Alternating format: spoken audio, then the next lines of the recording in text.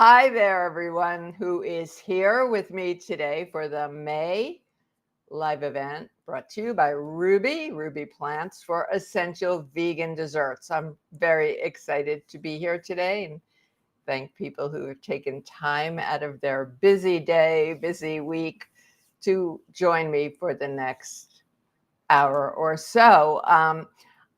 I'm Fran Costigan, the director of vegan pastry at Rouxbe, and I just so appreciate my students, my team at Rouxbe, everything. I'm in a really good mood today. The sun is out after, I think, 4 days of a lot of rain, a lot of gray. We had 80 degrees recently, and today I'm doing a spring-based event in terms of spring fruits and vegetables and desserts. But I will tell you that it was very chilly today when I walked over to my local farmers market at Rittenhouse Square. It was only in the 50s. So that said, I hope everyone is well. I'm excited to be talking about spring produce and what we might be able to do with them. There's so much variety and so many different ways to approach desserts using seasonal produce. I am really all about seasonal produce. For example, in the wintertime, I don't put raspberries on my chocolate cake. I get requests for that sometimes, but I will candy some cranberries. I'm not the food police. I'm not judging anyone, but I really like seasonal produce for a lot of reasons. It's tastes the best. It's freshest, especially if you're buying local. It's generally the most affordable too. And today with food prices seemingly higher and higher, that's something we want to consider. Before I get started showing you what I have and answering questions, there are some really great questions today. I just want to remind everyone that on the right side of your screen, there is a box where you can ask a question, and I will try very hard to get to all your questions and to answer the questions. I want to welcome everyone, guests who haven't been here before, guests who've been here before, Rouxbe students, and particularly my Essential Vegan Desserts students. The new cohort that has come in, if you recently started the course, the work that's being sent in is terrific. Now, for Rouxbe students, Essential Vegan Desserts students, anyone who might have a problem of a technical nature that doesn't happen very often based on the feedback that I see, just send an email to support@rouxbe.com and someone from the team will get back to you. Anyone here who has a question for me, just write to me at fran@rouxbe.com and I will be happy to answer your question or have a conversation. So with that, I want to get started. And in terms of seasonal produce, I know that citrus isn't something that we might be thinking about, but as far as I'm concerned, citrus is a year-round flavor that I like. I like lemon tarts. I like lime tarts. And when a fruit, let's say a berry, just isn't punchy enough, before you add some sweetener, think about using, here we go, a zester. Citrus zest and citrus juice just punches everything up. I personally think that lime makes everything taste better. When watermelon season comes, I probably eat this almost every day. Summer tomato, watermelon, and lots of lime juice. And I read recently that Alice Waters, the great chef Alice Waters, did say that lime makes everything taste better. I like lemon. I'm a big citrus eater. Now, the questions that I get about berries, very frequently are about choosing and storing them.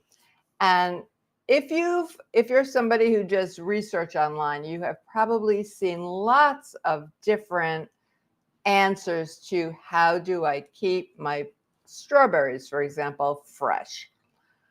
I do it very simply. I'm not a person that uses a vinegar water wash or a baking soda wash. I have different strawberries here to show you. So these were purchased this morning from a local farm in Pennsylvania. These are the beginning of these gorgeous spring berries. I know I hear from my friends in Florida that their berry season is almost over already. These are not quite as soft as they will be probably in another week, but they're fragile. These are berries that aren't meant to be shipped, as opposed to the berries you see in the clamshells in the supermarket, which are generally larger and firmer, and those are meant to be shipped. And the flavor varies. Sometimes they're good, sometimes they're nice and sweet, and sometimes not as sweet. Sometimes the inside has a lot of white. So there are things that we can do to boost the flavor, but let's talk about what to do when you have an opportunity to get some farm fresh strawberries. I love strawberries. I just love them. I don't cook per se with these strawberries. The flavor is so good, and they are a bit more fragile. So they come in, the little box if you buy them at the farmer's market, oh, here it is. I've got the citrus in it. First thing I do, whether it's a box from the supermarket, a plastic clamshell, or from the farmer's market, I take the berries out, I put them in a single layer, and I look at them. I also look at them if I'm buying them at the store. I look, or here, I would look at the bottom to see if there's a lot of liquid here or juice. There could be some spoiled berries. And it's true, one spoiled berry, well, it could quickly spoil the whole bunch. So I don't want to store them on top of each other. I'm looking now. I'm a pretty kitchen towel paper free household. I have a lot of kitchen towels. Some are very stained, but they're clean. And that's because I wrap fruits and vegetables in them. But with berries, I use a piece of paper toweling. I look at every one of them to make sure that not a single berry is spoiled. And then I lay them out in a single layer. I just took these out of the fridge, and this is the way I am going to store them. Once in a while, I have taken a clamshell, the plastic clamshell, put a piece of paper toweling on the top and flipped it over. And I find that works as well. But this is my favorite way. So don't overpack them. Put them in a single layer, and don't wash them until you're ready to use them. I wash my berries with a gentle spray of water and then pat them dry. And I don't stem them until I'm ready to eat them. I don't stem them before I wash them. And I save all of this green because it tastes like strawberry, and I make strawberry water. I flavor, a drinking glass of water or a pitcher of water with these, which I really, really like doing. These are strawberries also, as I think you can see. These were frozen strawberries, and I've been letting these have been defrosting at room temperature since 2:30. when this happens, you get all this juice, which will be very nice for what I'm going to do with these berries. But it can be a problem if you're cooking from frozen berries. So we will talk about that. In fact, I'm going to make something with that right now. So I've been on this make my own yogurt kick, and I had 3 cups of soy milk, plain soy milk, nothing added to it.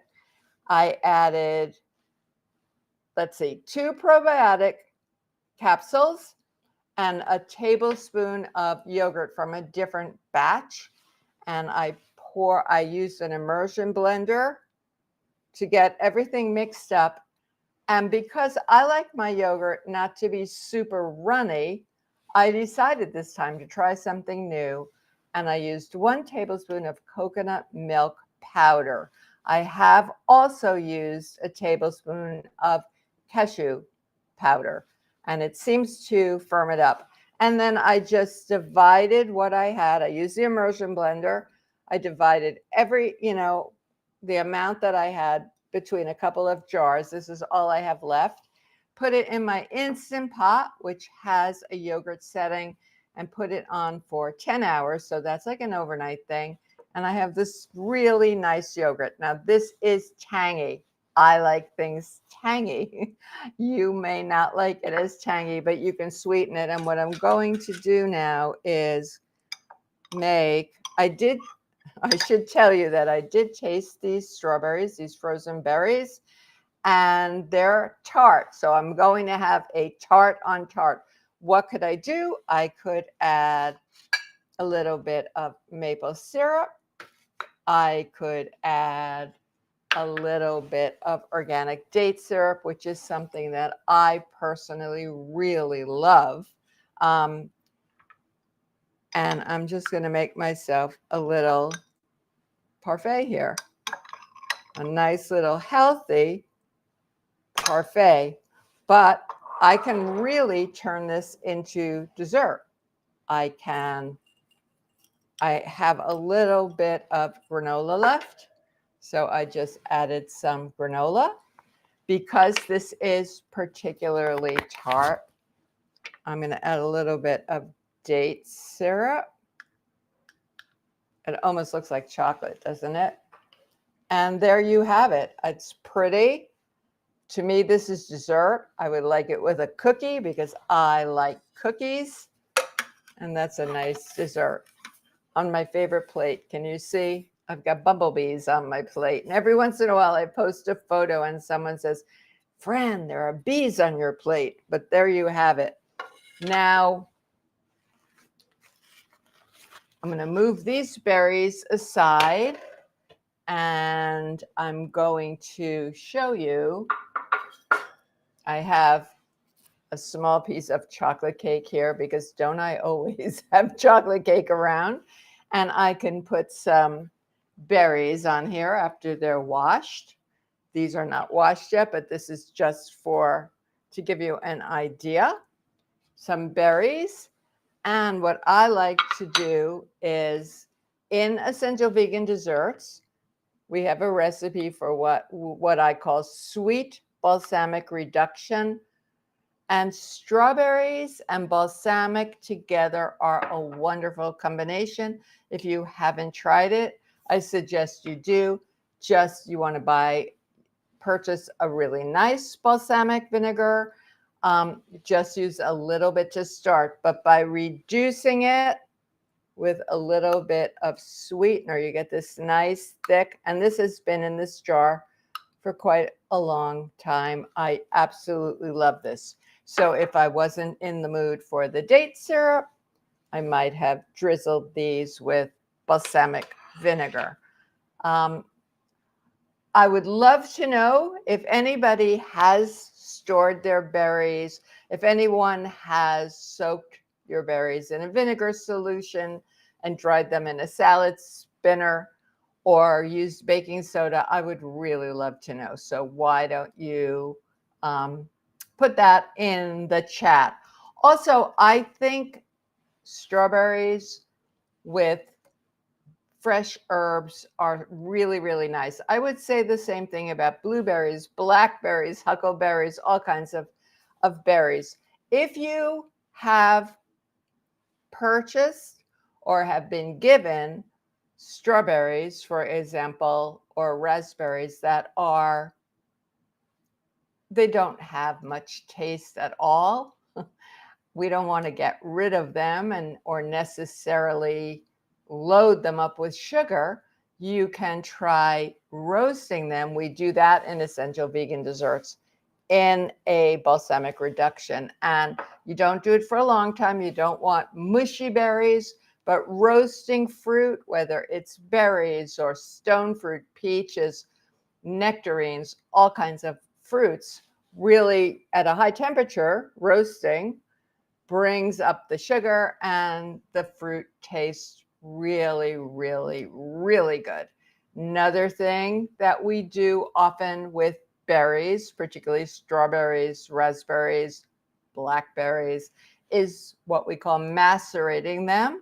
Many of you may know what that means, but when you put berries that have been washed and patted dry, you want to treat them gently. I hope I'm making that point. Into a bowl and add a small amount of sugar and set that aside. And the berries release some of their juices. The sugar draws the juices out, and you have this nice syrup that happens.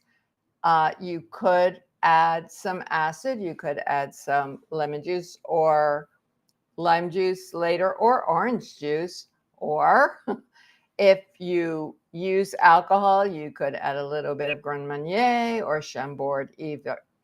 If you don't want to use sugar, and when I say sugar, I'm talking about vegan cane sugar. If you don't want to use a little bit, you can mimic this by adding a little bit of maple syrup. You're not going to really taste much maple, if any, in the juices that happen. So when you macerate, the berries are going to become juicier and sweeter. Just set them aside at room temperature for a little while, and it creates a natural sauce perfect for spooning over a cake or a shortcake, pancakes, almost anything. And that's a technique that I really like. I also like grilling fruit. I don't like to grill watermelon. I know some people do that. It's not my favorite thing to do. We all have different idea of what we like, so there's no right or wrong. But I do want to get to your questions now, so let me get started. Joy R says, just saying hi, Chef Fran, looking forward to listening in. Well, thank you, Joy. I'm glad to see you here. Roseanne R has an interesting question, and she is asking, what adjustments do you make when substituting fresh fruit with frozen fruit in a galette? That's a great question. And since I've talked about frozen fruit already, and you are able to see that as it thawed, the fruit, of course, released a lot of liquid. So let me start by defining what a galette is for anyone here who might not know what that term means. So a galette is a pie, a flat pie, a pie dough with a filling, often fruit, and then the edges are just folded up and around. So there's no pie plate needed, no need to do any fluting. It's actually my favorite way to do a pie. And you do it right on a baking sheet. And it's beautiful, particularly for the summer. So if you are doing it with fresh fruit, you're going to have less juices, to deal with, but the frozen fruit is going to release. So what I do is, and I do this with fresh fruit too, I just do more. I add more of a barrier when I'm working with frozen fruit. Do not thaw your fruit. That's the first thing. You're going to make your filling using the still frozen fruit. If your strawberries are very large, if your frozen strawberries are very large, you can cut them very easily with a sharp knife while they're frozen. Blueberries, blackberries, any kind of berries you want, some little bits of peaches, but don't thaw your fruit. And you want to waterproof the bottom of the pie crust so that it doesn't get soggy. The pie crust that we teach in Essential Vegan Desserts is made with oil, very cold oil, not with butter. So it tends to be, it's still delicious. It's still delicious. It still can be flaky, but it tends to be more waterproof. That said, you want to add a layer underneath your fruit of something to absorb the liquid that's going to come from the fruit as it bakes in the oven. So that's the first thing. It can be cookie crumbs. It can be chopped nuts are often used, but any kind of crumb, graham cracker, cookie crumbs. So you get that, and then you pile your still frozen fruit over that, and then you put the dough up and over. These galettes are also known as freeform pies and rustic pies because that's what they look at. When you are making your filling, fruit fillings like this are made with a bit of starch like cornstarch or arrowroot. You want to use a little bit more when you're using frozen fruit instead of fresh fruit. And then the last thing that I do is I increase the temperature by about 25 degrees when I'm baking with frozen fruit. And I increase the time that the galette bakes by about 5 or 10 minutes. So that's it. It's, for years, I thought frozen fruit was inferior, but that, excuse me, really isn't the case at all. Frozen fruit is frozen at its optimal temperature, peak of freshness. And so it's really nice to have around. Now, this time of the year, I'm still going to go to my local purveyors and buy my fresh berries. But in a pinch, I always have frozen blueberries, frozen strawberries. What else do I have? Pineapple in my freezer. I have some mango in my freezer. So it's super handy. It's super handy. So give that a try, Roseanne. I hope that was helpful, and let me know how it goes. Carol J is asking if I can share any great rhubarb recipes. That I'm happy to see that question, because today, by this time of the year, late in May, I would have made some rhubarb desserts already. I love rhubarb, but today I bought some, and it was actually the first time that I bought rhubarb this year. So I brought it home. I cut the very long stems, and there they are. What I want to say about rhubarb is you want to discard the leaves carefully, because these are said to be poisonous. And it's because they are filled with alkaloids. And I think you probably would have to eat a lot to be poisoned or to get very sick, but we're all different. We don't know. So I suggest you keep pets and people away from the rhubarb leaves. I'm always very curious when I think about food in history. How did they know? Was it some people went to pick the rhubarb and ate the leaves and didn't do very well? I don't know. But rhubarb is tart, very tart. Many of the recipes that you find in cookbooks or wherever you get your recipes call for tons of sugar to offset the tartness of the rhubarb. I'm sorry. I've already said a few times today that I really like tart flavors, but not, you don't want to pucker. You don't want someone to do that. So rhubarb is often paired with strawberry. And the thinking behind that is because strawberries are very sweet, offsets some of the tartness of the rhubarb. There are lots of ways you can do it. I don't like to over sweeten anything. I think when you do that, you lose the flavor of the particular produce that you are working with. So I put in the chat, and I just scroll down and you'll find it, a recipe that I have on my website. I have lots of recipes on my website for oven poached rhubarb, and I use orange juice. I think orange is a wonderful complement to rhubarb, and it's less sweet, but it's not going to taste, it's not sour, and see how you like that. I like rhubarb stewed. I would do it in a combination, in a dish like this. Now, this is yogurt, and I told you this is my tart homemade soy yogurt, but imagine if this was a cream of some kind. Our vanilla pastry cream would be fabulous with strawberries, and rhubarb or aquafaba whip would be really, really nice. So, Carol, I think your question means you are a rhubarb liker like I am. Hi, Sue. Sue B says, hi, Chef Fran. I would love to start using flowers for garnishes. Which flowers are edible?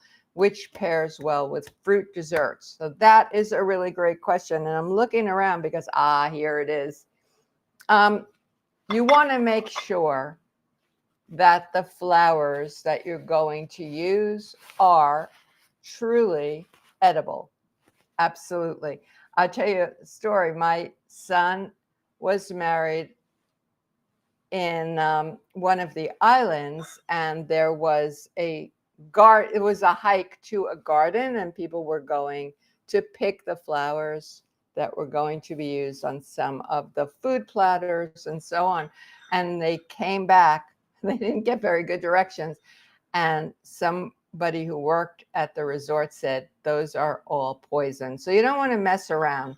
You want to make sure that the flowers that you're using are in fact edible. Now look at these really beautiful flowers here.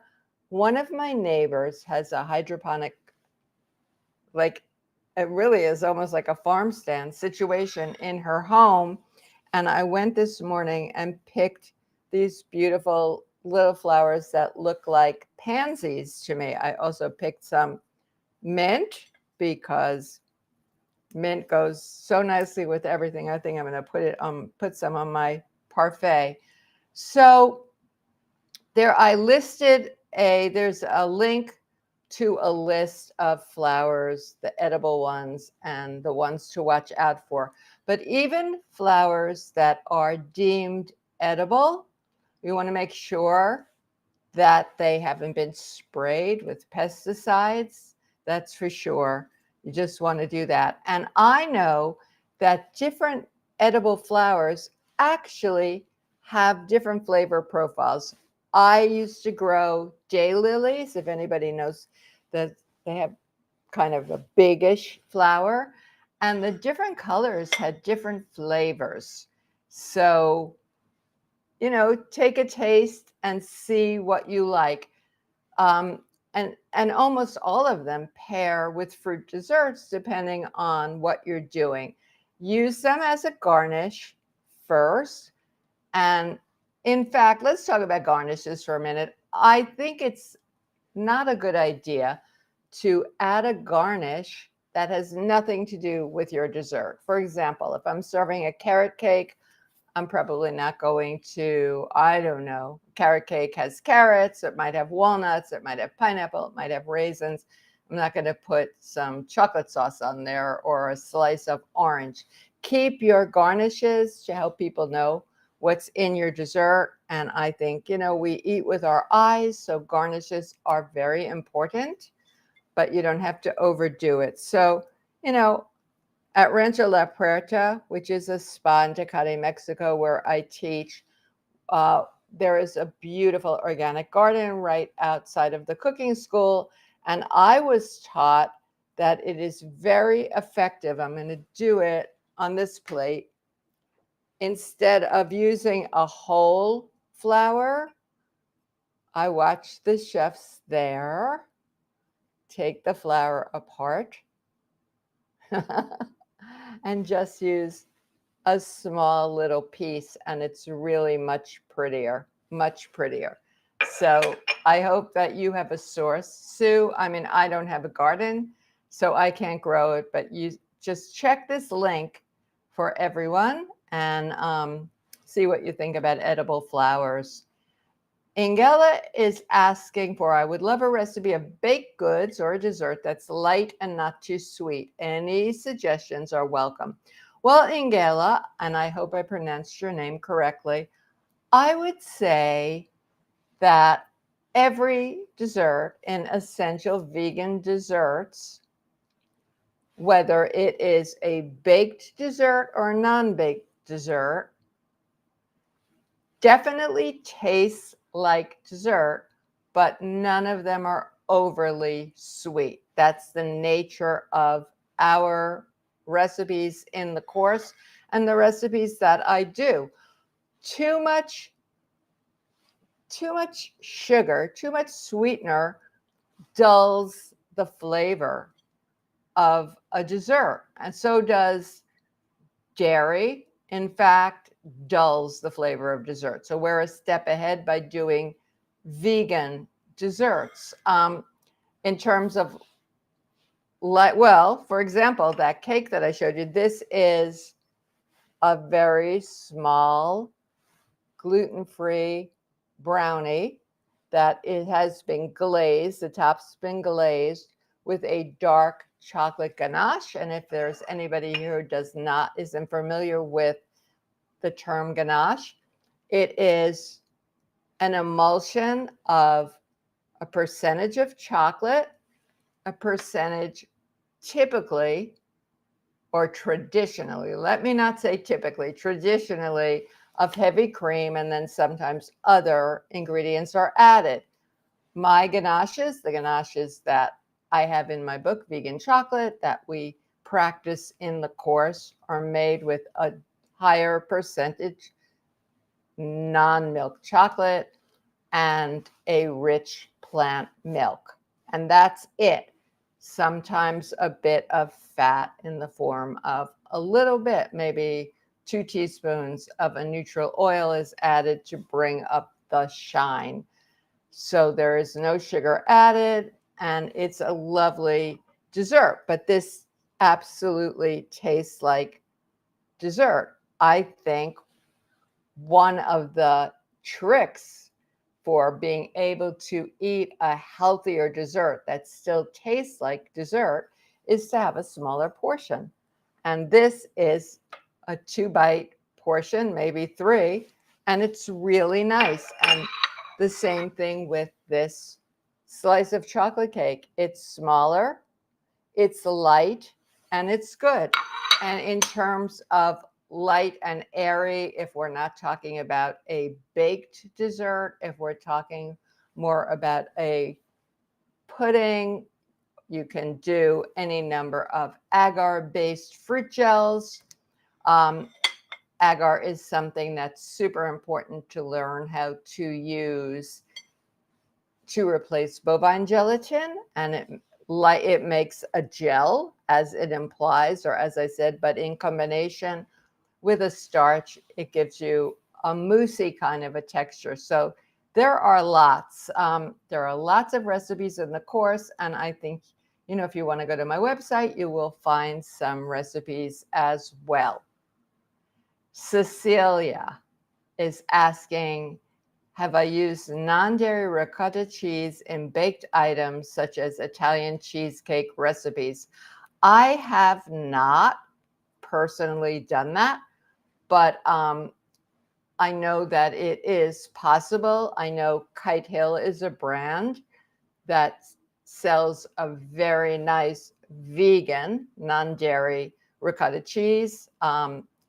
It would probably get pretty expensive to buy enough containers to make your cheesecake, but ricotta can be made with, some people make the base to make a non-dairy ricotta with tofu. Some people do it with cashews and tofu, and acid like lemon. And I've seen it work really nicely. If anybody here, I'm in Philadelphia, but Miss Rachel's Pantry, Rachel Klein, so wonderful chef. Anybody here who watched Beat Bobby Flay? I don't know if it's still on television. Rachel Beat Bobby. But she does a non-dairy ricotta, and I've seen other people do it. I have made one myself for stuffing shells. If I were doing it for a cheesecake, then I wouldn't put in the garlic, I wouldn't put in the artichoke hearts and so on. But it's possible. You will need to use some, I believe you would need to use some non-dairy cream cheese as well. So yes, I think it's possible. I haven't personally done that. Hi, Mark. Mark is asking for a recipe for a tasty vegan banana bread that has no sugar or oil. He's hoping for as little saturated fat as possible and nutritionally sound substitutions. Well, that sounds like what we call an SOS, no salt, oil, sugar, baked good.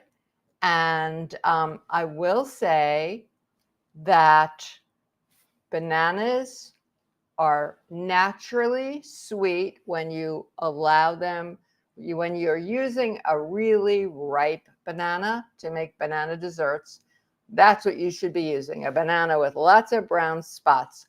I do find that past a point, when a banana becomes overly ripe, it doesn't taste good anymore. So you want to be careful about that. I have not personally, again, this is personal, found a banana bread made with no added sugar at all. And I mean, it could be maple syrup, it can be sorghum, it can be coconut sugar, and with absolutely no oil. I haven't found one that I really love, but that's just me. So I asked Chef Char Nolan. Some of you may know, certainly Rouxbe students and people in this area know Chef Char. She's a wonderful chef and a dear friend of mine. So I'm very lucky to know Char. And I asked her if she could recommend a recipe for a nice SOS or forks over knives style banana bread. And she gave me this one. So Mark, why don't you give it a try and let us know how that works for you. If Char says it's nice, then you can be sure that it is. So, here's Char herself. Hi, Char. So Char says, Chef Fran, congrats on your appearance at Shane's Confectionery. Quite exciting to teach a class on vegan chocolates in the oldest freestanding candy store in the US. Thank you, Char. And Char has a link to Shane's, which you might want to look at. The history of the place is so interesting. They have kept all the original gadgets for making candy. It's quite extraordinary. I mean, going up the stairs to work with the team on the second floor, this is a very old building because the stairs are like sort of straight up. And I asked the owner, the young man Eric, who purchased Shane's, if the tables we were working at were original, because they were these beautiful marble tables that they were deep, but they looked well used. And he said, yes, they actually were. And this candy store or confectionery does offer very traditional desserts, but they also offer a line of vegan desserts that are delicious, and vegan ice cream cakes. And they make their own chocolate. They are bean to bar, which is pretty extraordinary and 100% ethical and fair trade. So anybody comes to Philly, you definitely want to check out Shane's Confectionery. And next door to it is an ice cream store called Franklin Fountain. Ice cream seems to be having quite a moment, although maybe it never didn't. Certainly in my town, we have a lot of ice cream stores, and I love ice cream. So I do make ice cream. I have two kinds of ice cream makers. I have a big Italian heavy ice cream maker that sits on the counter and you plug it in, don't have to pre-freeze anything. And then I have the Ninja Creme, and it really works well. So what I'm going to do later tonight is I had some leftover chocolate pudding. Can you imagine such a thing? I had enough chocolate pudding to freeze.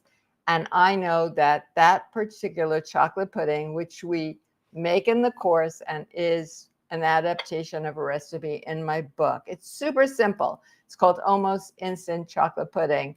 And it tastes, when it's frozen, it tastes like a fudgicle, if any of you know what I'm talking about. I think probably many of you have had fudgicles. So I'm going to spit it in the Ninja, and I'm going to add in some brownies or something. You know, I'm going to add some things in.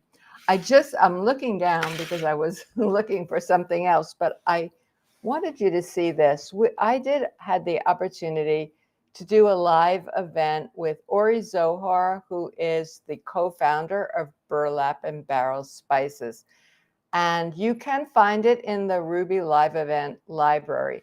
It was so interesting. He was so informative. I learned so much, and I think everybody who was here and has watched since has learned a lot. What Ori and his partner, who went on Shark Tank with these spices originally, what they wanted to do was to kind of disrupt the spice market. And he was explaining that the spices that we find on the shelves are probably a couple of years old, and they're from the transit time is so much, and they're from all over the place. They're not traceable. There's no transparency. So they get their spices from small farmers all over the world. Well, I like mint, and I showed you I have some nice mint that I took from Janet's hydroponic garden. But today, this is not the first time that I made one of these. I actually had one of these for breakfast. I had yogurt, strawberries, some granola, and some date syrup. And I just thought, this really smells like mint. So you want to make sure you want to sniff your spices. I get teased for saying that. But this smells like the most gorgeous mint. And this mint comes from the Euphrates River. It grows along the banks of the Euphrates River in southern Turkey. And sprinkled it on here. And it's absolutely, I wish you could smell this, absolutely delicious. So that's something that you can do. You know, spices add health benefits.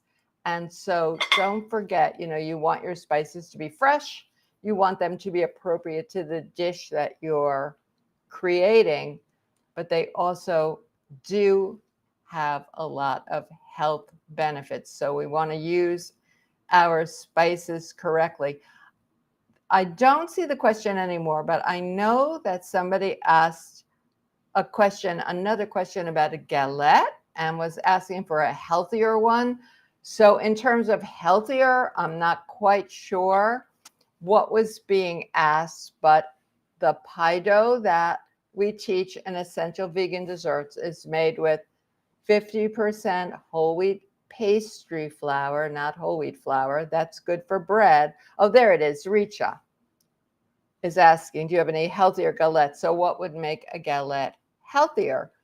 There's a proportion of whole wheat pastry flour in the crust, a nice neutral oil that gets cold, either extra virgin olive oil, a mild tasting one, or sunflower oil, and some ice water and some vinegar. So that is a healthier crust by itself. And then loading it up with fruit. Fruit has a lot of health benefits. And so that's going to be your healthier galette recipe. You can add some fresh herbs. I have, this is really wonderful, but I was given some beautiful herbs from a neighbor and I didn't use them all. So I dried them out on a sheet. Smells so good. You want to, things should be enjoyable. And I said this earlier, and it's worth repeating. We all have different palates. We are all bio individual. So what tastes good to me isn't necessarily going to taste good to you. If you're told something is super, super healthy, but you don't like it, then it's not for you. It's not for you. But I would encourage everybody to taste things, choose your fruits and produce seasonally. I like combining strawberries, tomatoes, and to make a galette. Who's to say? A tomato is a vegetable, it's a fruit, but it's sweet. The combination with strawberries, tomatoes, some balsamic roasted together as a galette, or we do an unusual kind of a cobbler here where the vegan butter is melted and then a simple batter is made. The batter is poured right over the melted butter and then not mixed in, and then fruit is poured over the top and it gets baked, and it's simple and delicious. Well, one of my students actually did it using tomatoes and basil and some strawberries, and it was thinking out of the box, but it was absolutely wonderful. So I hope that you will all be enjoying the produce that is in the market today, eating a good dessert, a small piece of something really delicious as part of a healthy diet. And I want to thank everybody for being with me today. There are no more questions. So we got to all the questions. And I hope to see you at the beginning of June for my next live event. Thank you, everyone. Have a great rest of the day or evening.